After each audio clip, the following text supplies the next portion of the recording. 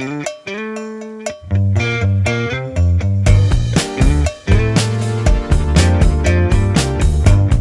to Unboxing Fulfillment, the modern B2C fulfillment podcast. I'm your host, Chad Versecca, and in this episode, I'm joined by Steve Hopper, founder and principal at Inviscid Consulting. Steve, welcome to the podcast. Thank you. Good to be here.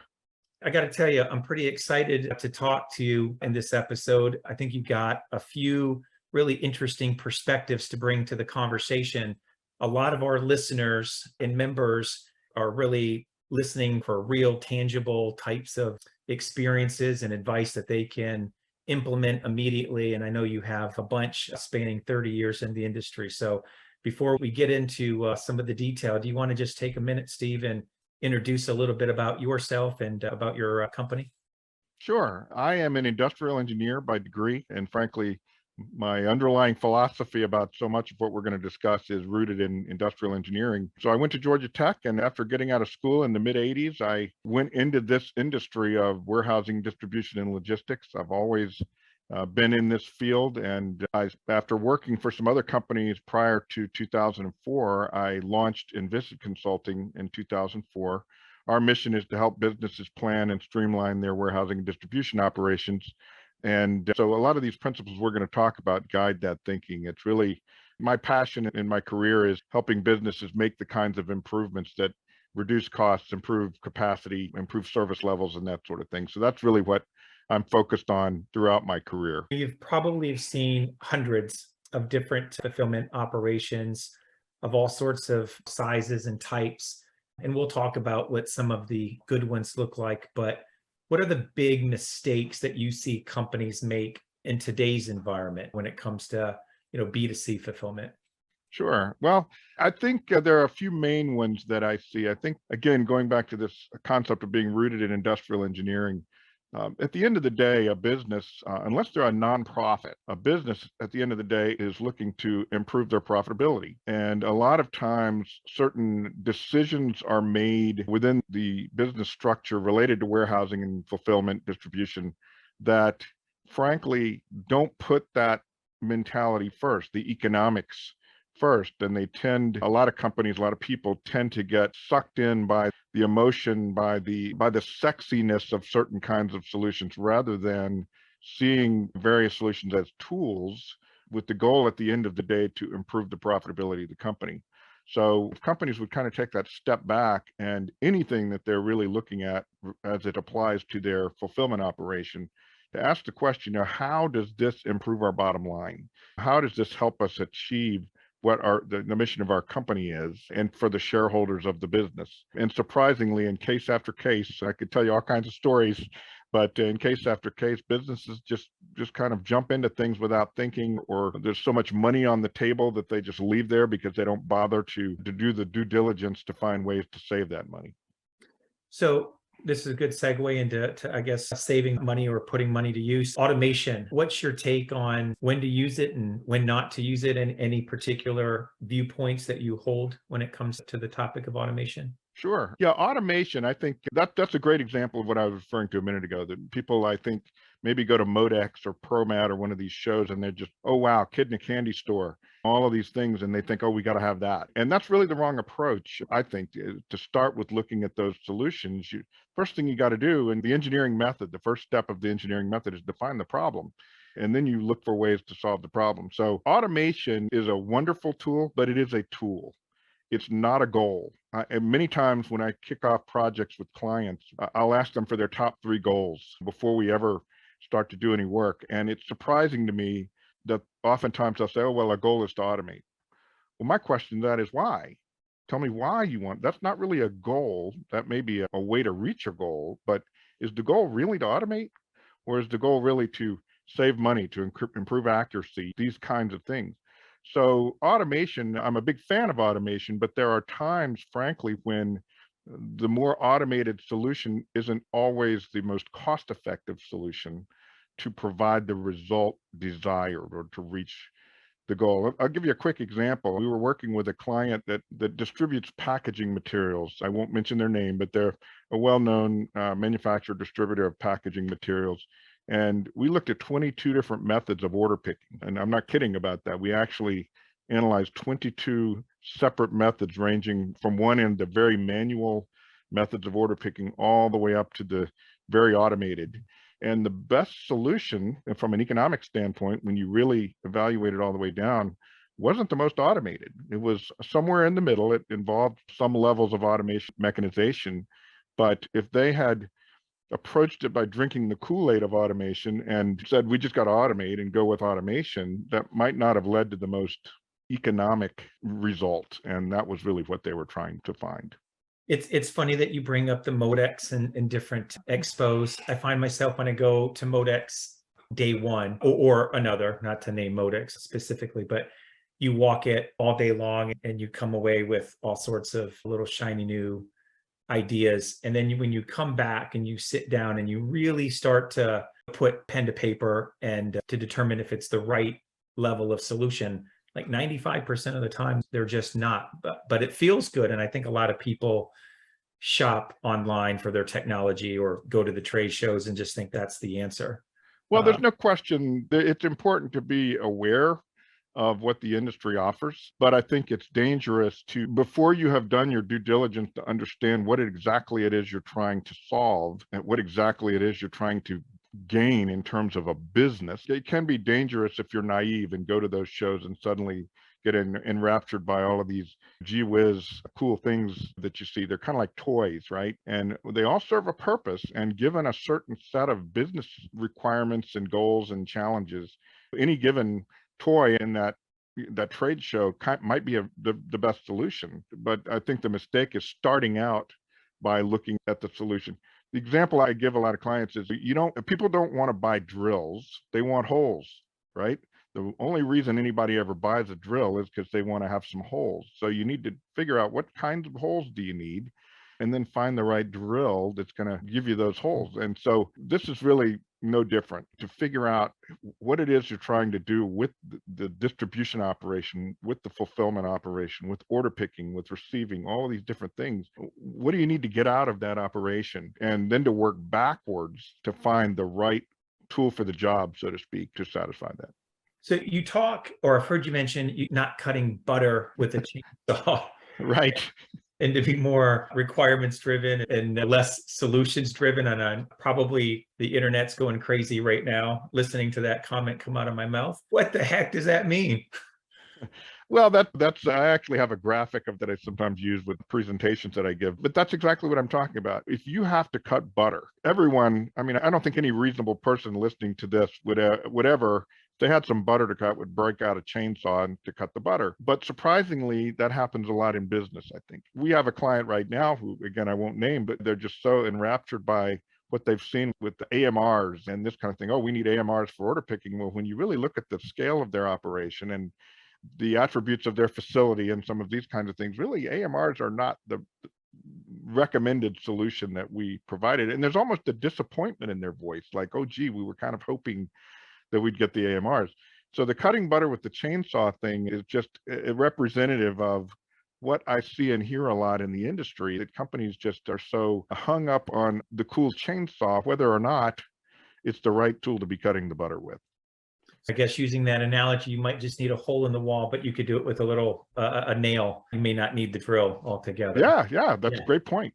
Yeah, just overproduced, overburdened technology. You're still just needing the hole. You don't even need the drill.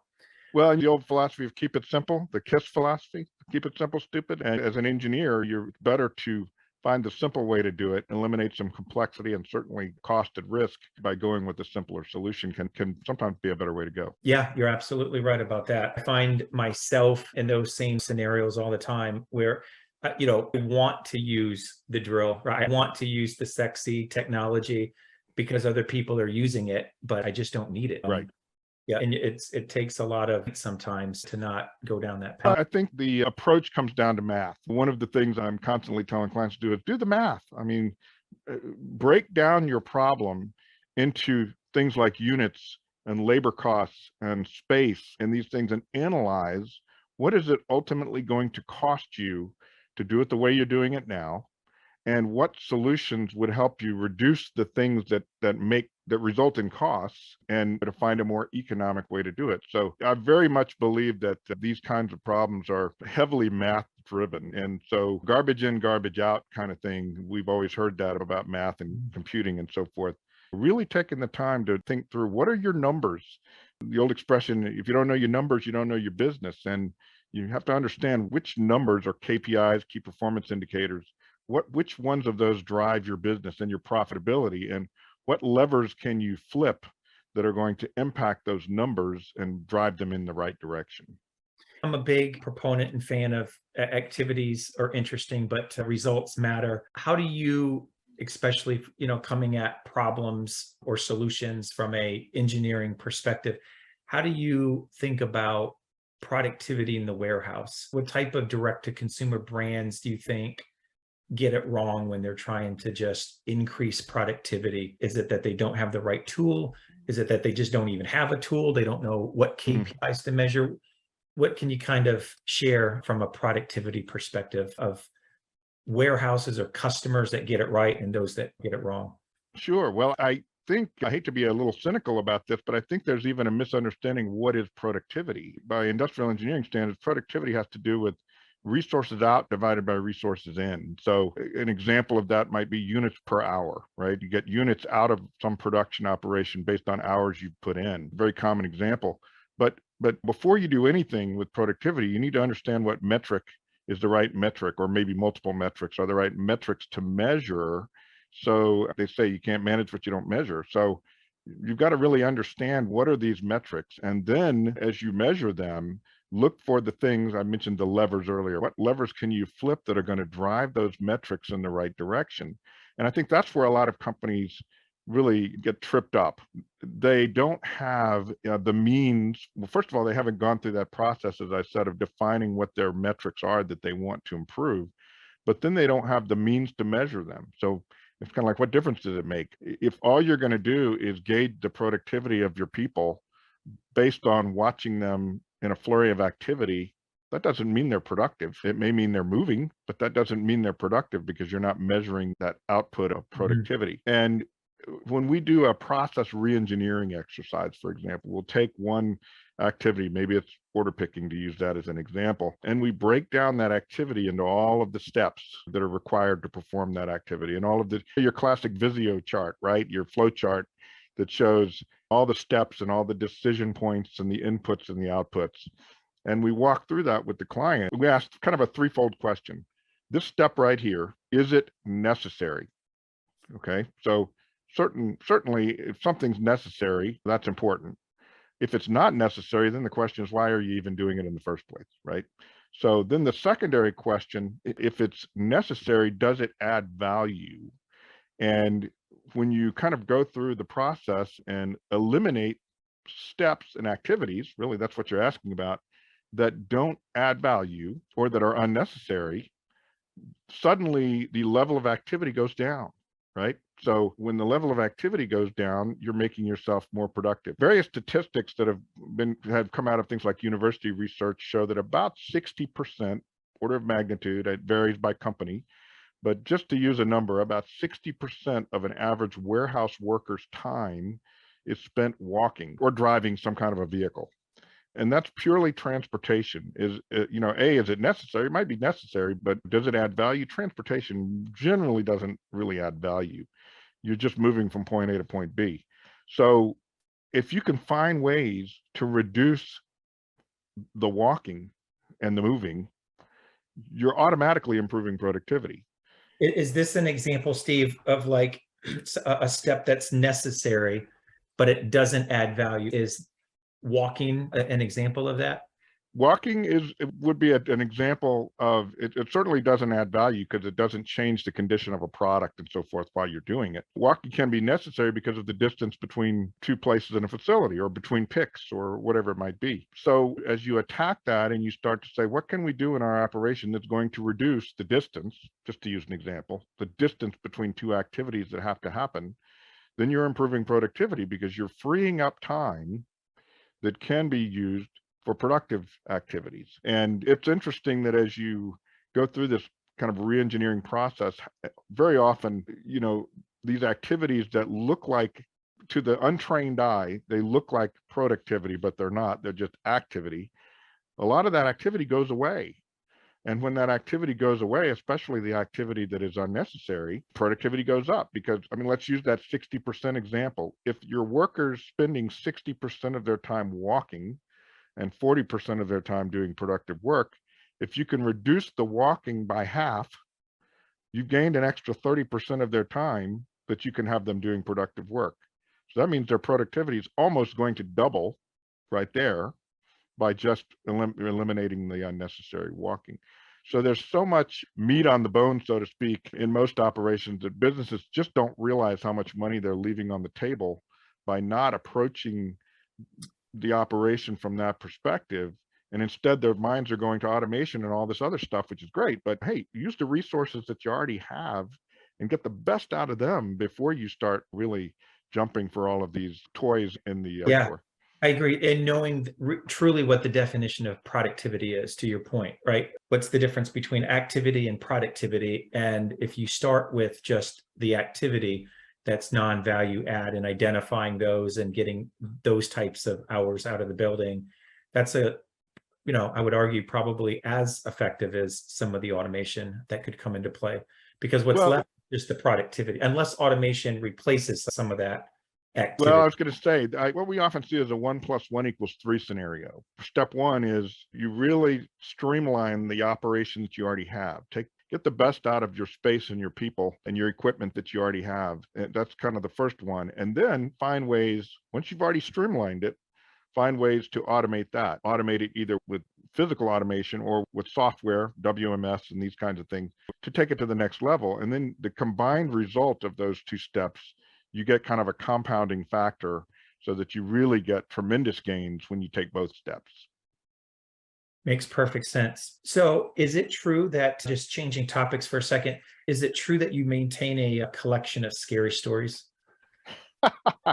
I started doing this several years ago, and I was trying to be careful how I did it because these stories come from clients, and I certainly don't want to name a client and put them in a bad light and get sued or anything as a result of that. But I started thinking to myself, there are a lot of very big companies, frankly, doing, if you'll forgive the term, really stupid things, and things that are really hurting their business and frankly hurting their shareholders at the end of the day, whether it's private or public shareholders.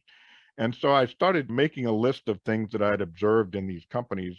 And now that I've noticed so many of them, I've had the opportunity several times at conferences and so forth to give a presentation that I refer to Tales from the Distribution Dark Side.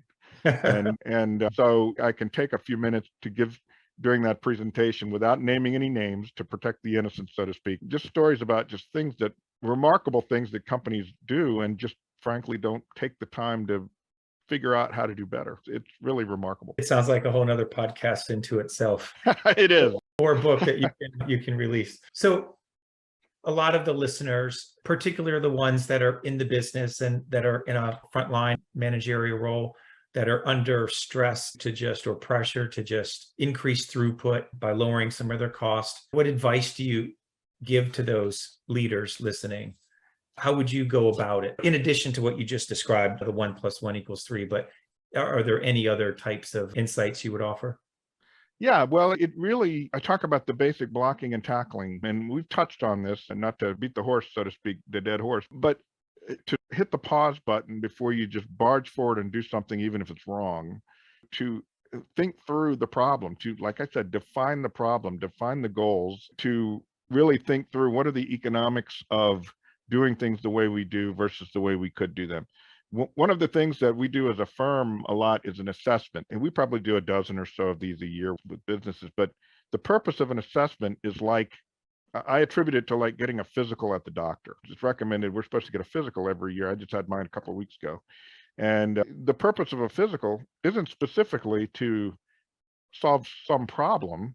The purpose of the physical is to get a sense of what's your current health and what are overall the things that the doctor would recommend that you do to improve your health. And what does the doctor do to do that? The doctor takes your weight, takes your blood pressure, maybe draw some blood to look at your cholesterol, this kind of thing, run some tests, ask you a bunch of questions about how do you feel and does anything hurt and this sort of thing. And then the doctor can point you in the right direction to start doing things like, in my case, hey, Steve, lose some weight or get some more exercise, whatever it is. And by going through that process, I have kind of a roadmap to better health by dealing with my doctor and getting that advice. So these assessments that we do are really for the same purpose.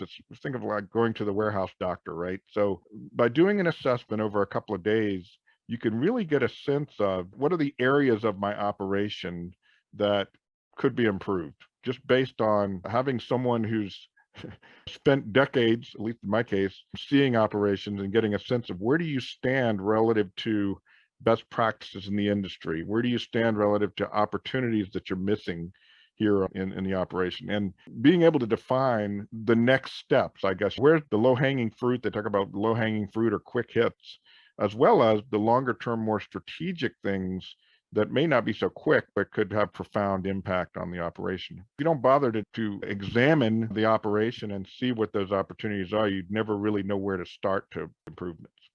We do quite a bit of those assessments internally at Amware as well. I'm curious, how often do you update the assessments? Are tried and true, but over time to kind of update what gets assessed? Yeah, very good question. We encourage our clients to do it fairly often. I would, in a good scenario, you do it once every year or two, but rarely do clients actually do that. We're getting ready to do one with a client that we did one 5 years ago and to kind of refresh that. So 5 years have gone by since we did the one for them. But oftentimes, as a result of the assessment, there are some directions that come out of that take time to implement, right? I mean, like I said, some of these more strategic things like implemented WMS. I mean, it's surprising to me how few companies of size, I mean, of medium-sized businesses that still have never implemented a WMS, and they just don't realize how much, again, money they're leaving on the table. But implementing one of those takes time. So you have to allow the implementation to occur and then be able to measure the benefits of it before it would really make sense to do another assessment. So in that case, probably a year plus before you'd go back and revisit it. But in the meantime, these KPIs we talked about should be tracked on an ongoing basis. Depending on the KPI, you'd want to look at those daily, weekly, possibly monthly to gauge. It's just like your blood pressure and your weight. You don't wait a year to check that. You want to make sure you're checking them over time and hopefully seeing the trend go in the right direction as time goes on. Well, first of all, I mean, Steve, I appreciate taking the time. I know before we started the podcast and went on air, we both kind of joked that we could make this several hours, and I think we both believe we could. And I would love to follow up on the assessment myself with Amware with you, but where can other people go, where their listeners go to get in touch with you, to know more about your company, or to perhaps start with an assessment? Sure. Well, my website's probably the quickest place to go, and I think you guys are going to show that link, but it's inviscidconsulting.com, and you can shoot us a note there as far as what specifically your challenges are, what you want to be when you grow up, kind of thing, and based on that, we'll have a sense of where to start. But I think you're right. Many, if not most, of the client engagements we have begin with the assessment, because oftentimes the client doesn't really know what they need to improve. They just know they want it better and are not specifically sure what it's going to take to do that. So the assessment helps kind of lay that course. You don't know what you don't know until you get that. Right. It's like going back to the doctor, right? You don't know until that's the beginning, the first step in the journey to get better. So, well, you can count on me to follow up, Steve, afterwards for sure. And I hope all of our listeners do. This concludes our episode of Unboxing Fulfillment, the Modern B2C Fulfillment Podcast. Stay safe, everyone.